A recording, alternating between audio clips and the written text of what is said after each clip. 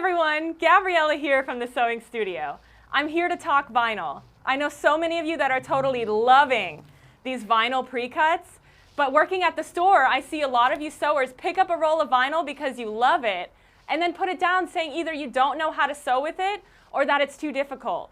If you think sewing with vinyl is too difficult, there's a good chance you just don't have the right tools to help you while you sew.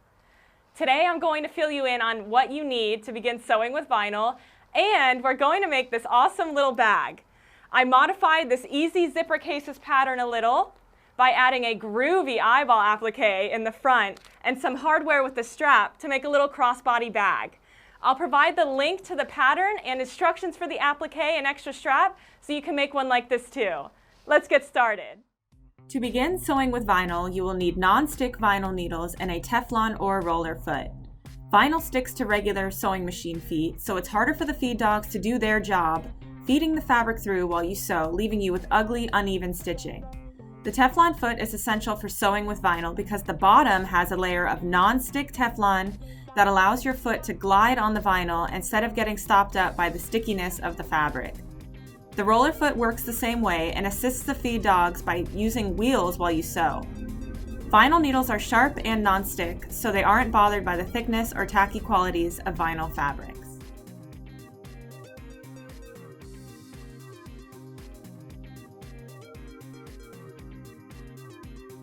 For this project, I used the easy zipper cases pattern and all of the supplies the pattern called for, plus a 3/4 inch basic hardware kit for the extra strap of the bag and extra vinyl for the applique. It's also super important that you have clips instead of pins to hold your pieces together while you sew with vinyl. Cutting vinyl with a rotary cutter is faster and so much easier than with scissors. And remember, if you have a rotary cutter, you need a cutting mat. These are the vinyls I used for my bag, but I've linked other vinyls too. I cut out and made the size large bag from the pattern, and I traced the eyeball applique onto some template plastic so that I could kind of eyeball, no pun intended, where I wanted the applique on my crocodile vinyl. If you aren't using a vinyl with a specific design, this step is not necessary. I also love using colorful prints as my linings for basically everything I make because it's the perfect place to add a pop of color. If you'd like to make the eyeball applique I designed, I've linked the pattern for you to use. All you have to do is print it out and cut it out like you see me doing here.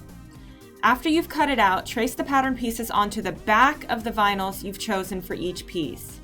I just used a regular pen and cut the pieces out on the line using a rotary cutter. I love to cut vinyl out with a rotary cutter because it makes for cleaner, easier cuts. Just be careful when you are cutting odd shapes like this. If you are more comfortable using scissors to cut shapes out like these, then use scissors. Also, vinyl doesn't fray, so raw edge appliques are perfect to make with it. I used a glue stick to hold down the pieces of my applique before I stitched them down. Then I stitched the pieces together in layers. Go slowly while you sew and be sure to stitch as close to the edge of the pieces as you can. Some vinyl stretches a little, so if you are worried about that, you could fuse some interfacing to the backs of your pieces before you cut them and use your clips to hold together what you can. I also changed my threads to match my different vinyls. I was surprised when I found out that some vinyls stretch. Not all vinyls are made the same, so the ones that have a little give to them need interfacing on the back so they don't stretch while you sew. Before you iron interfacing to the back of your vinyl, make sure your iron is on a medium heat setting. It needs to be hot enough to melt the glue on the interfacing, but if it's too hot, you run the risk of ruining your vinyl. I always press interfacing to a scrap I'm not using before I do it to my project to make sure my iron is at the right heat. Also, you never want to iron directly onto your vinyl. Always press onto your interfacing on the back side instead. I used the Zipper by the Yard We Carry by Sally Tomato, and I love it because you can make it as short or long as you want for lots of different projects. And it looks like a metal zipper, but it's way easier to work with than a metal zipper, which is really nice.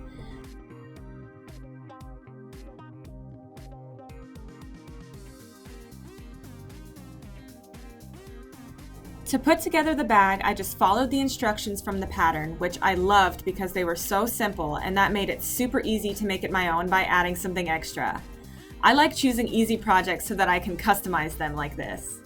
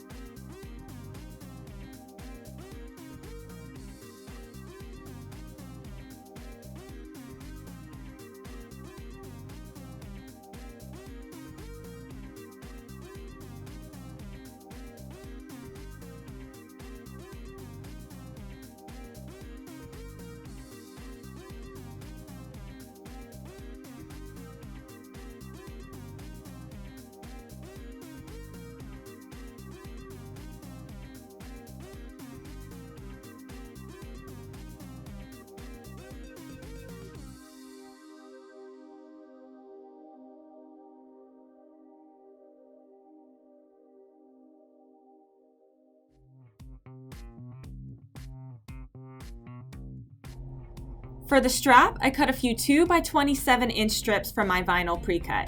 I attached 2 of them together at the end to make the length of my strap, then folded the strip into thirds, used my clips to hold it in place, and stitched 1/8 of an inch on each side. The clips really simplify this task, and you need to use clips when sewing with vinyl, because if you use regular sewing pins to hold your pieces together, they will leave permanent holes in your vinyl. My favorites are these medium-sized clips because they are smaller in size but still hold a lot in them. Then I sewed the 3/4 inch hardware onto my strap so that I'd be able to adjust the strap if I wanted. Sally Tomato has a great tutorial on this that I watch when I need a refresher on installing this hardware.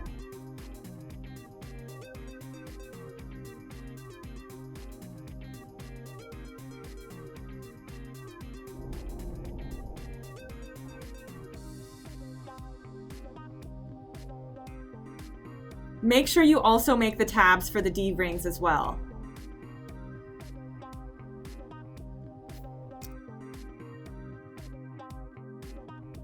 When you stitch the bag together, sandwich your tabs with the D-rings on them 1 inch from the top of the outer part of the bag. D-rings facing the inside. Be careful when you stitch over the tabs because that is a lot of vinyl to be stitching over, so sew very slowly and use the hand wheel if you need to. Next, I drew out the squares on the corners like the pattern said, and cut those corners out.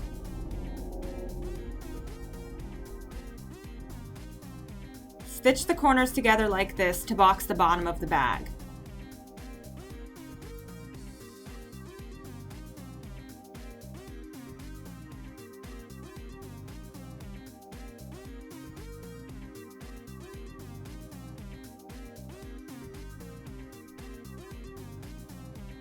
Now comes the fun part.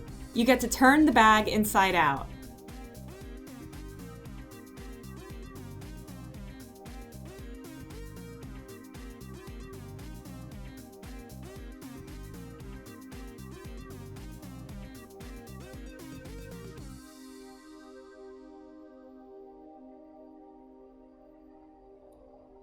Here is also when you sew the hole you left in the lining, by hand or by machine. And there you have it, the finished bag. I love the way it turned out.